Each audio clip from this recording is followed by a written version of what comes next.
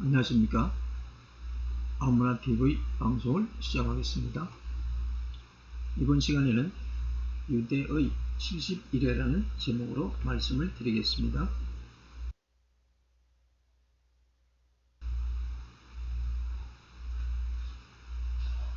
하나님께서는 유대민족의 기한을 71회로 정하셨다고 다니엘서 9장 24절에 말씀하셨습니다.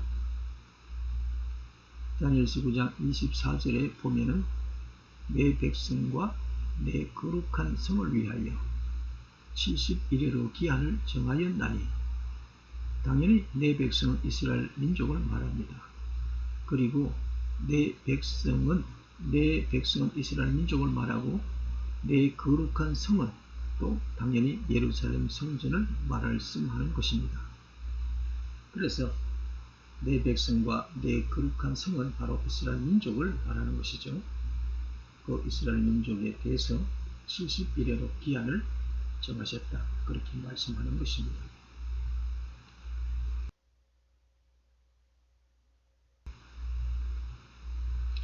두 번째로 9장 24절의 말씀을 통해서 우리는 이스라엘의 사명이 무엇인지를 볼 수가 있는 것입니다.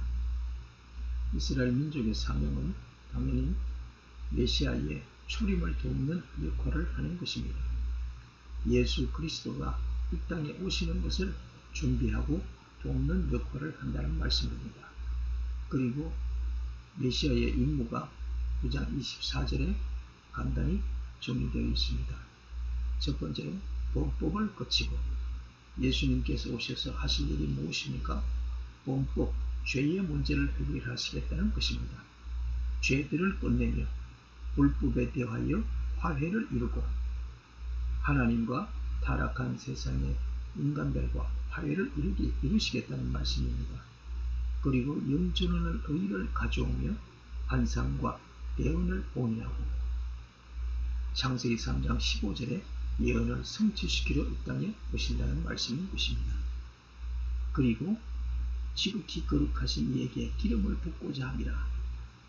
메시아가 이 땅에 오셔서 기름 부음을 받는 이 일을 돕고, 이 메시아의 임무를 완수하는데 돕는 역할을 하는 것이 바로 유대민족, 이스라엘 민족의 사명이고 역할인 것입니다.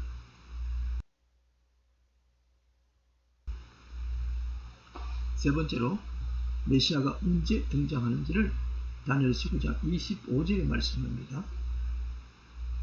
그러므로 너는 깨달아 알지니라. 예루살렘을 중건하라는 영이 날 때부터 기름 부음을 받은 자 곧 왕이 일어나기까지 7일에와 62일에가 지날 것이요.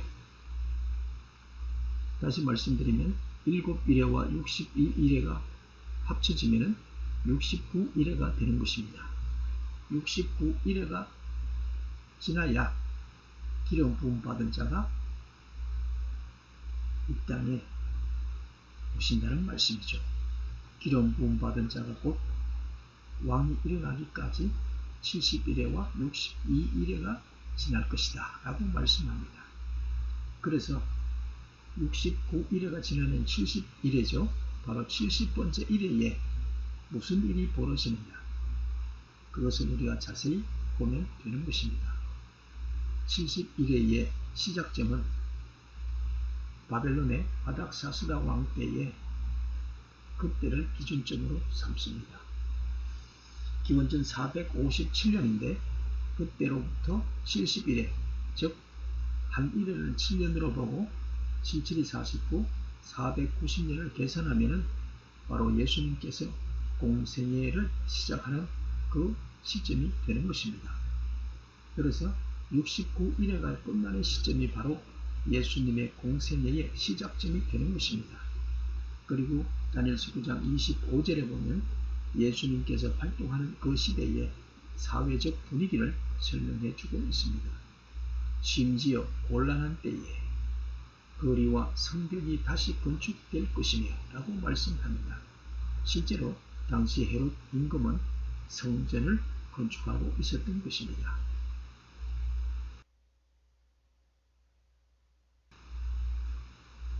네 번째로 메시아 즉 기름 부음 받은 자가 또 끊어진다고 말씀합니다. 다니엘서 9장 26절에 보면 62일의 후에 즉 69일회가 지나고 70번째 일회에 예수님께서 공생의 활동을 하시고 또 십자가에 못 박혀 죽으시는 사건이 일어나게 됩니다. 그 사건을 다니엘 시대에 무려 예수님 사건 500여 년 전에 예언해 놓으셨습니다. 자, 그래서 다니엘서 9장 26절에 보면 기름 부음 받은 자가 끊어져 없어진다는 말씀은 바로 예수 그리스도의 십자가에 죽으시는 말씀이고 또 메시아의 죽으시는 이유를 또 설명해 주고 있는 말씀입니다. 킹 제임스 버전에 보면 자기를 위한 것이 아니다 그렇게 말씀합니다. 메시아의 죽으시는 이유는 기름 부음 받은 자가 끊어져 없어지는 이유는 바로 자기를 위한 것이 아니고 하나님의 백성들 죄 용서해 주시려고 죄 사함 받기 위해서 바로 예수님께서 희생제물로 어린 양으로 대속제물로 죽으신다는 말씀을 하고 있는 것입니다. 그리고 다니엘서 9장 27절을 보겠습니다.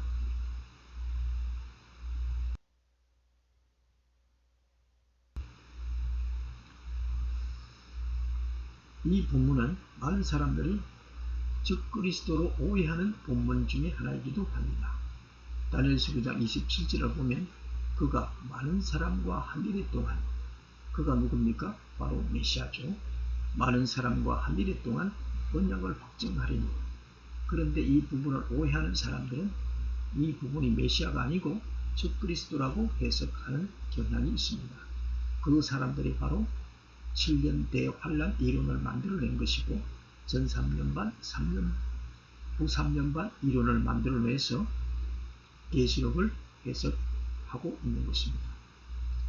그런데 여기서 나오는 그는 바로 적그리스도가 아니고 메시아라는 사실입니다. 그가 많은 사람과 한 일해 동안 언약을 확정하리니 언약을 확정한다고 말씀하는데 이 메시아가 기름 부음 받은 자가 확정하는 것이 무엇입니까?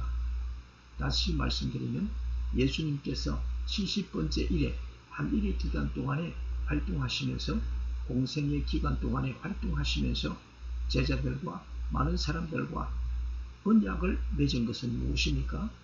누가복음 9장 22절에 보면 말씀하죠.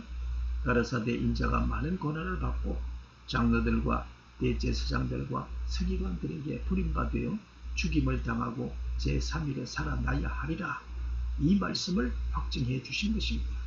그래서 다니엘서 9장 27절에 그가 많은 사람과 한 일해 동안 언약을 확정하리라고 말씀하는 그 내용은 바로 누가복음 9장 22절의 말씀인 것입니다.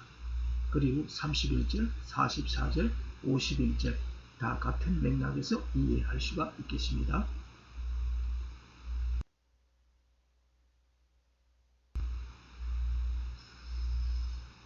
그리고 다니엘서 9장 26절에 다시 말씀하고 있는 내용을 보면은 적그리스도, 이 말씀도 적그리스도로 오해할 수 있는 소지가 있는 부분입니다.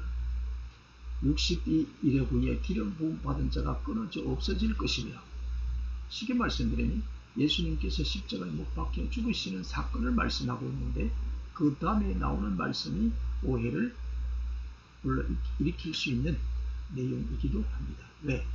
한 왕의 백성이 와서 성수를 파괴한다는 이 내용을 그 앞에 있는 기름 부음 받은 자가 성수를 파괴하는 것이 아닌가 이렇게 해석할 수 있기 때문에 그렇습니다. 그러니까 기름 부음 받은 자가 성전을 파괴한다 이 말이 되지 않는다 이렇게 생각하는 것이죠. 그리고 27절에 보면 희생제물과 봉헌물을 금지시킨다 그렇게 말씀하고 있는데 아니 그러면 그리스도 메시아가 어떻게 희생물 성전을 파괴하고 희생물을 중단시키겠는가 라는 말씀이죠. 그런데 우리가 예수님의 십자가 사건 때 일어나는 현상을 살펴보면 알 수가 있습니다. 마태복음 27장 51절에 보면 성소 휘장이 찢어지는 사건이 일어나는 것을 볼 수가 있습니다. 예수님께서 희생 제물로 어린 양으로 영원한 제사를 드리는 그 사건이 벌어졌는데, 그 예수님께서 희생 제물로 운명하실 때에 바로 성전의 휘장이 찢어졌습니다. 성전의 기능이 이제 끝났다는 것을 의미하는 것입니다. 더 이상 성전에서 희생 제물을 드리고 희생물을 드리는 이 일을 하지 말라는 것입니다. 그런데도 유대인들은 그것을 알아듣지 못하고 예수님께서 성천하신 이후에도 지속적으로 성전 제사를 계속했던 것입니다. 이것을 하나님께서는 어떻게 하셨을까요?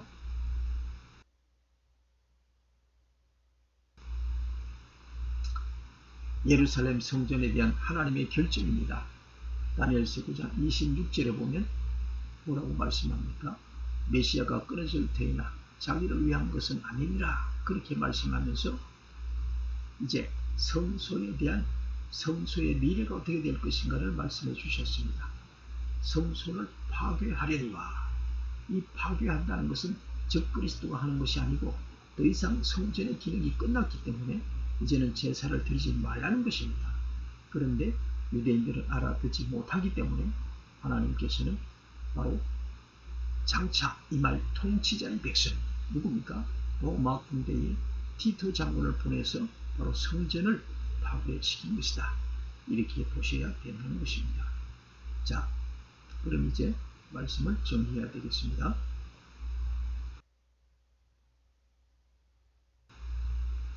결론적으로 70일에 대한 내용은 계시록의 7년 대환란과 전혀 상관이 없는 것입니다. 7년 대환란의 이론은 다니엘서 9장에 나오는 70일에서 유래된 것으로 알려져 있습니다.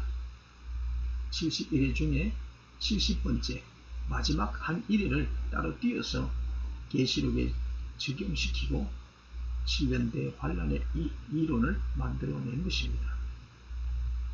그래서 많은 사람들이 이 부분을 가지고 혼란을 겪고 있는 것입니다.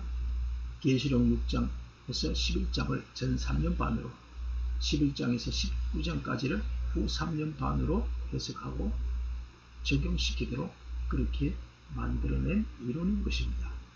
이 이론은 전혀 성경과 다르고 성경적이지가 않습니다.